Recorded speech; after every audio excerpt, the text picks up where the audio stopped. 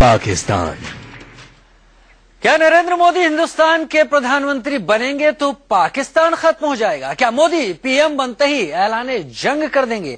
ये सब बहुत बचकानी बातें लगती हैं, लेकिन पाकिस्तान के टीवी चैनलों में इन दिनों इन्हीं बातों की चर्चा है। इलेक्शन हिंदुस्तान में हो रहा है, लेकिन खौफ पाकिस्तान पर है। पाकिस्तानी टीवी चैनलों में चर्चा के लिए बुलाए जाने वाले मेहमान कह रहे हैं पाकिस्तान के पास समय बहुत कम है, कुछ महीनों बाद ही पाकिस्तान पर अटैक होने वाला है। पाकिस्तान के कुछ लोग मोदी के डर से वहां की सरकार से सरहद पर पूरी तैयारी के साथ सेना तैनात करने की गुजारिश कर रहे हैं।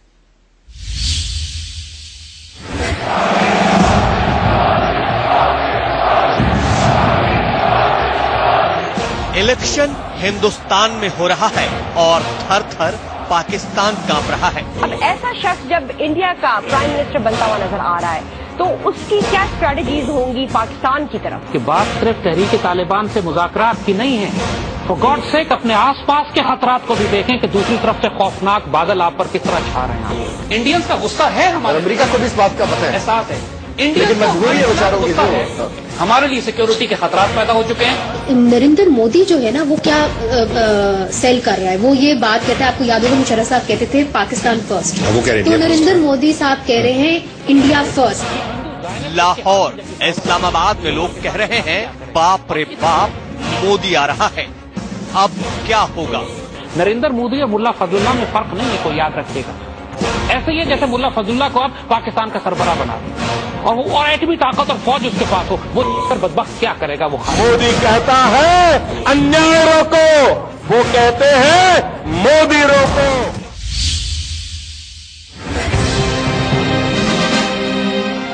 सुन लिया आपने कैसे पाकिस्तान में कुछ लोग वहां की आवाम को मोदी का खौफ दिखा रहे हैं। सीख लो, जो गुजरात में कर सकता है चीफ मिनिस्टर होते हुए, जब इंडिया का प्राइम मिनिस्टर बनेगा तो वो क्या करेगा? अल्लाह से डरो और सोचो कि वक्त तुम्हारे बहुत जल्दी, अब वक्त ज्यादा नहीं है इस कौम के पास, ये आखिरी साल है। आप खुद सोचे ना, आप 1 करोड़ लाहौर लोग हैं, यहाँ 40 लाख हिंदू आ जाए, और आप खुद सोचे उसके साथ फिर इंडिया भी हो, तो 40 लाख हिंदू, आप ईसाइयों के साथ घर से नहीं रह पाते, तो 40 लाख के साथ क्या रवैया हो?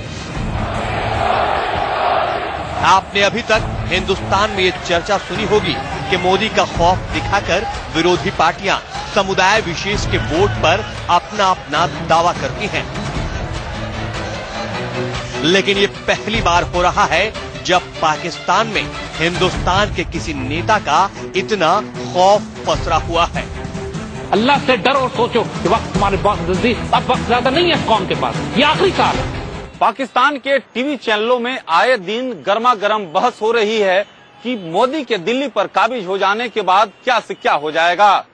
लेकिन पाकिस्तान के राजनीति में अलग पहचान रखने वाले कुछ विद्वान और कुछ मौलवी यहां तक दावा कर रहे हैं कि मोदी के आने के बाद पाकिस्तान के वजूद पर ही खतरा है।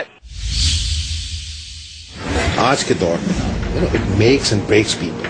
इस वक्त जो है वो तो मोदी साहब छाए हुए हैं। जिस तरह से पाकिस्तान में मोदी का खौफ दिखाया जा रहा है, उस तरह की बातें शायद ही हिंदुस्तान में कही जा रही हों। अगर पाकिस्तान में ये सोच है कि वो जिस तरह से भारत में दहशतगर्दी फैला रहे हैं वो करते रहेंगे और भारत मुशायरे करेगा और मोमबत्तियां जलाएगा, तो मेरे ख्याल ये बात अब चलेगी नहीं अगर मोदी की सरकार आए। खुद बीजेपी के पीएम पद के दावेदार नरेंद्र मोदी पाकिस्तान पर बोलते तो हैं, लेकिन उनके कहने का मतलब बिल्कुल अलग होता है। नवाज शरीफ, ये आपकी कौन सी औकात है?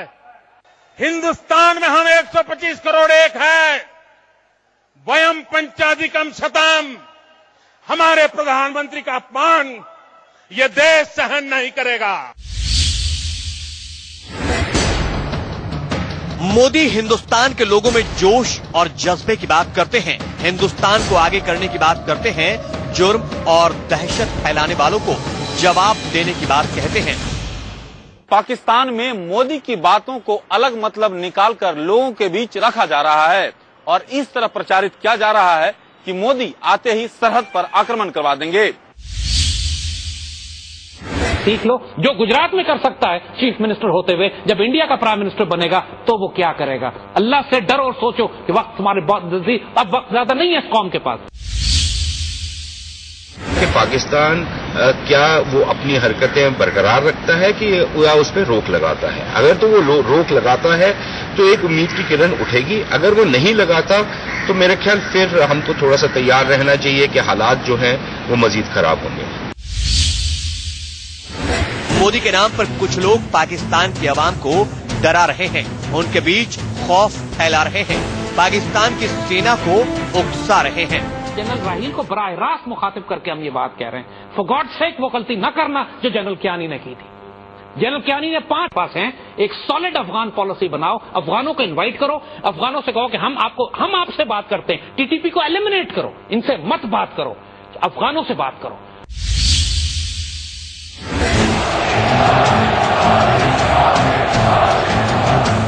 हिंदुस्तान में अभी चुनाव होना है, उस चुनाव में जनता तय करेगी कि कौन पीएम बनेगा।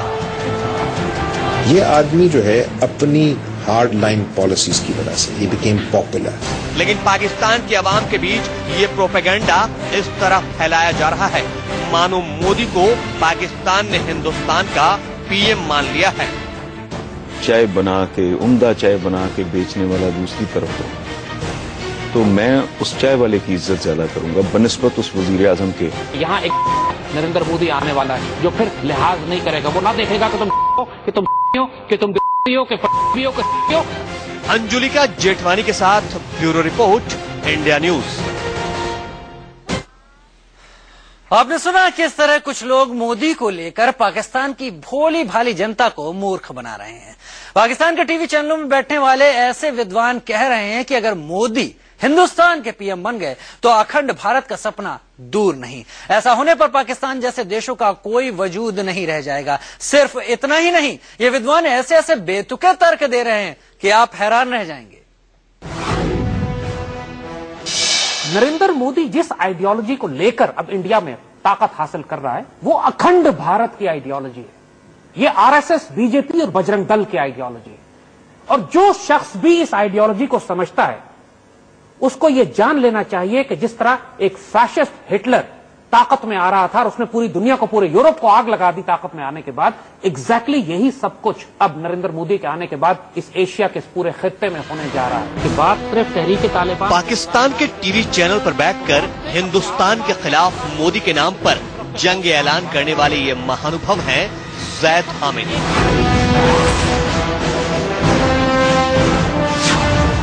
पाकिस्तान में इन्हें पॉलिटिकल कमेंटेटर की हैसियत से तमाम बड़े टीवी चैनलों पर बुलाया जाता है, लेकिन टीवी चैनलों पर जब ये जनाब जुबान खोलते हैं तो बयान हैरान कर देने वाला होता है। एक साजिश का जाल बिछाया गया है पाकिस्तान को बीच में नाउजुबिल्ला क्रश करने के लिए, तकसीम करने के लिए, खून की नदियां हमारे मुल्क में बहाने के लिए। नरेंद्र मोदी मई जून में आ जाएगा ताकत।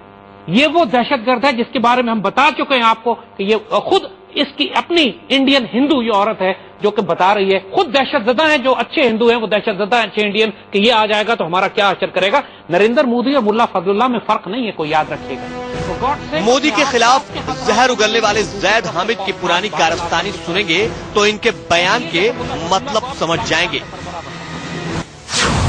ये वही जैद हामिद हैं जिनके खिलाफ पाकिस्तानी सेना में बगावत फैलाने और पूर्व सेना अध्यक्ष अशफाक परवेज कयानी की हत्या की साजिश रचने का इल्जाम है। और अब ये मोदी के नाम पर पाकिस्तान को गुमराह कर रहे हैं। एक सॉलिड अफगान पॉलिसी बनाओ, अफगानों को इनवाइट करो, अफगानों से कहो कि हम आपसे बात करते हैं, टीटीपी को एलिमिनेट करो, इनसे मत बात करो, अफगानों से बात करो, अमेरिकन से बात करो, हम इंडिया को निकालो अफगानिस्तान से, और फिर अपनी फोर्सेस को, जब यहां से आप मामलात को संभाल सकेंगे, फिर अपनी फोर्सेस को लाके मशरक के बॉर्डर पे खड़ा करो, क्योंकि यहां एक नरेंद्र मोदी आने वाला है। एक साजिश का पाकिस्तान के एक नेशनल चैनल पर यह शख्स हिंदुस्तान में मोदी के पीएम बनते ही पाकिस्तान में कत्लेआम किए जाने का खुला ऐलान कर रहा है। तो वो ना देखेगा कि तुम शिया हो, कि तुम सुन्नी हो, कि तुम देवबंदी हो, कि पंजाबी हो, कि सिंधी हो, अस्तगफिरुल्लाह, वो सिर्फ मुसलमान देखेगा, हर मस्जिद गिराएगा, हर मुसलमान औरत को बेहुरमत करेगा, जैसे इन्होंने गुजरात में किया है। सीख लो। जो गुजरात में कर सकता है चीफ मिनिस्टर होते हुए, जब इंडिया का प्राइम मिनिस्टर बनेगा तो वो क्या करेगा। हिंदुस्तान में चुनाव हो रहे हैं, नतीजे आने में अभी वक्त है और मोदी का क्या होगा ये हिंदुस्तान की आवाम तय करेगी।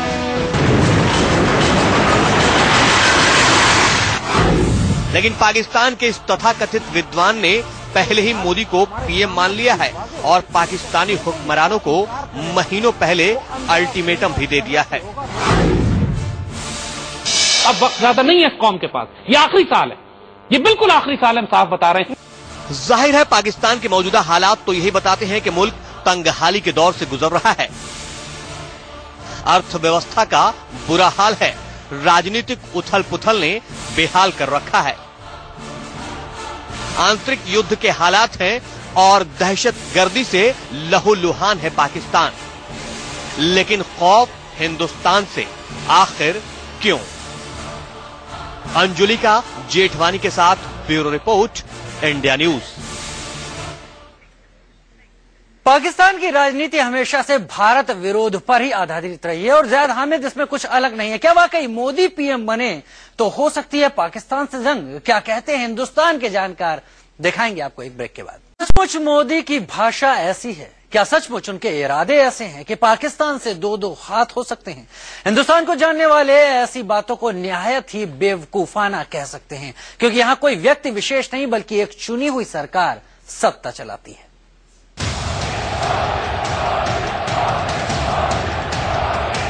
सवाल यह है कि हिंदुस्तान में चुनकर आ रही सरकार से पाकिस्तान इतना डरा क्यों है?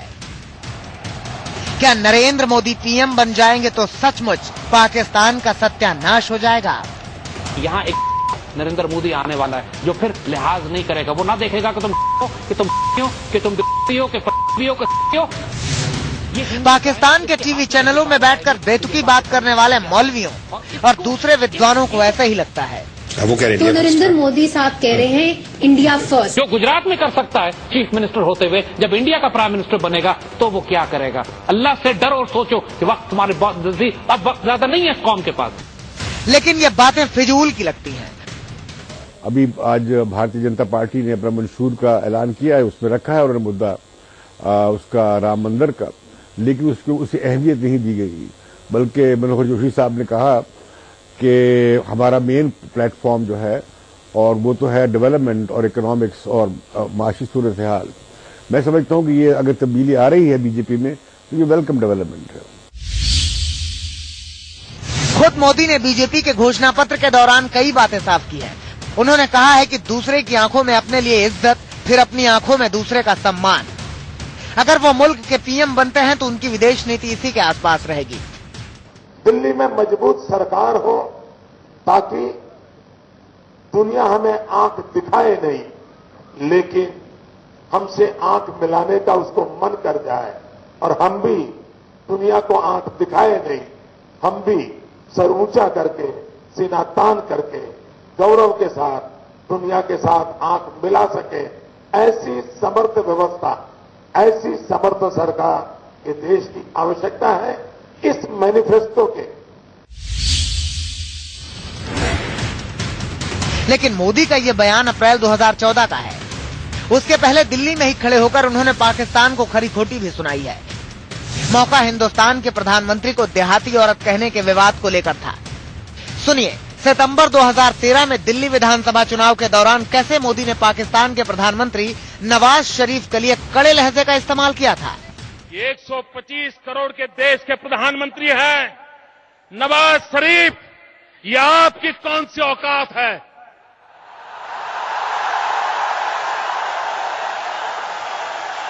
आप मेरे देश के प्रधानमंत्री को देहाती औरत कह के संबोधन करते हो। मोदी के इस बयान को लेकर पाकिस्तान के टेलीविजन चैनलों में अपने अपने तरीके से मतलब निकाले जा रहे हैं, लेकिन तब मौका कुछ और था और अब बातें कुछ और हैं। कई मुल्कों में कई लोग चाह रहे हैं, कोशिश कर रहे हैं कि किसी तरह से नरेंद्र मोदी के बढ़ते हुए कदम को रोका। अब रुकने का मामला है नहीं। हालांकि अब ये वो पुराना बात नहीं रही। जब से दोनों मुल्क न्यूक्लियर पावर बने हैं तब से एक मुकम्मल बड़ी जंग का इम्कान नहीं रहा। अब मोदी जो है वो न्यूक्लियर बटन दबाने से रहे, ना ही वहां पे कोई न्यूक्लियर बटन दबाने से की तरफ राग़िब होगा। ये बड़ा मुश्किल काम है, तो तबाही का मामला है। मेरा ख्याल है कि शायद वजीर आज़म बनने के बाद उनमें भी तब्दीली आएगी और भी आएगी। हिंदुस्तान में न कभी तख्ता पलट हुआ है, न कभी तानाशाही का बोलबाला होता है। यहाँ हमेशा चुनी हुई सरकार संविधान के दायरे में रहकर काम करती है। मोदी आए या मनमोहन सिंह रहें, हिंदुस्तान के विदेश नीति में कोई खास फर्क नहीं पड़ता। Bureau report, India news. दरअसल तमाम मुश्किलों और गरीबी से जूझ रहे पाकिस्तान में वहां के सियासतदानों के लिए सबसे मुफीद रहता है, सबसे सही रहता है कि वो भारत विरोध को हवा देते रहें और भारत का हवा दिखाकर अपनी जनता को भ्रम में रखें। हमारी इस खास पेशकश में फिलहाल इतना ही। इंडिया न्यूज पर खबरों का सिलसिला जारी है। इलेक्शन हिंदुस्तान में, खौफ पाकिस्तान में। दिल्ली में घोषणा, इस्लामाबाद में ऐलान। मोदी से थर थर कांपे पाकिस्तान।